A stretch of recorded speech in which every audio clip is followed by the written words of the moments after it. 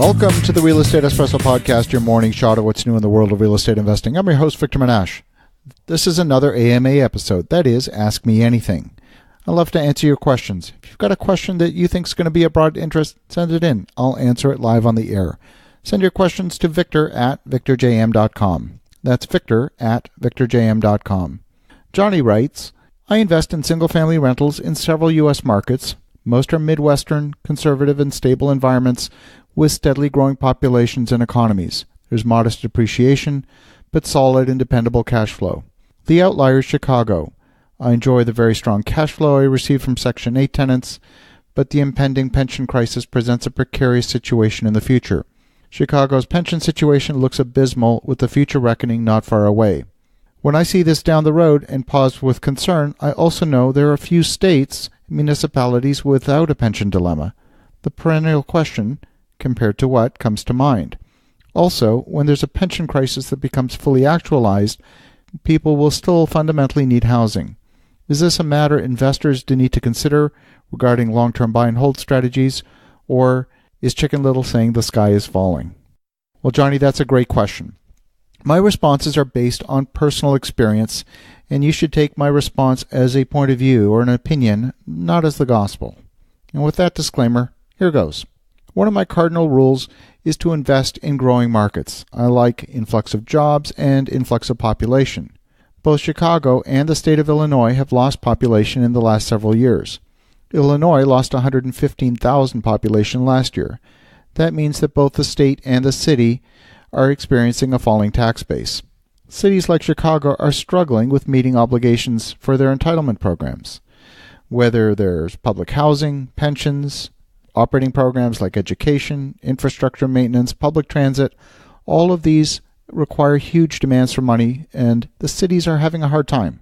Now, I don't know if your property is located physically inside the boundary of the city of Chicago proper or one of the neighboring municipalities. I can tell you there can be some dramatic differences from one municipality to the next. For example, the city of Oak Park, Illinois, is a small area on the western edge of Chicago. The dividing line between Chicago and Oak Park is North Austin Boulevard. Properties on the east side of North Austin are inside the city of Chicago, and properties on the west side are in the municipality of Oak Park. The exact same house on the west side of the street could be facing property taxes that are 3 times what the house directly across the street is paying, simply because it's in a different municipality. As cities have struggled to meet their obligations, they've been ratcheting up property taxes in an attempt to make up the shortfall. Let me give you an example. I'll give you a specific address, 514 North Taylor Avenue in Oak Park, Illinois. It's a modest house priced at $279,900. The listing says it's a 5-bedroom home with a total square footage of 2,260 square feet. It was built in 1904. It was under renovation, and it's currently in foreclosure. Back in 2008, this property paid $6,400 a year in taxes. Taxes have increased virtually every year, and by 2016, totaled $13,560 in property taxes, more than double in less than a decade. The city could still not manage to get its financial house in order. And this is what happens when you get cities that are not well managed financially. The city of Chicago has been so desperate for cash, they sold their parking meter business to a private company for over $2 billion. So that company now has the right to collect parking revenue for the city of Chicago for the next 20 years. Shortly after, parking rates in Chicago skyrocketed. And anyone with basic math skills can figure out the city did a bad deal, and the buyer of the parking meter business got a great deal. They're on the path to becoming really rich. I had some Section 8 tenants in the city of Chicago. The CHA, the Chicago Housing Authority, does pay a premium over market rent to landlords who accept tenants with the CHA vouchers. And while the numbers look good on a spreadsheet, the extra $150 a month in rent did not cover the higher costs associated with meeting the extraordinary demands of the inspectors, nor the needs to cover the higher property maintenance and property damage incurred by Section 8 tenants. We were visiting those properties far more often than regular properties. We had experiences that should never happen. We had tenants who would smash the electrical cover plates on the outlets and then lodge a complaint with the housing authority that we were not maintaining the properties.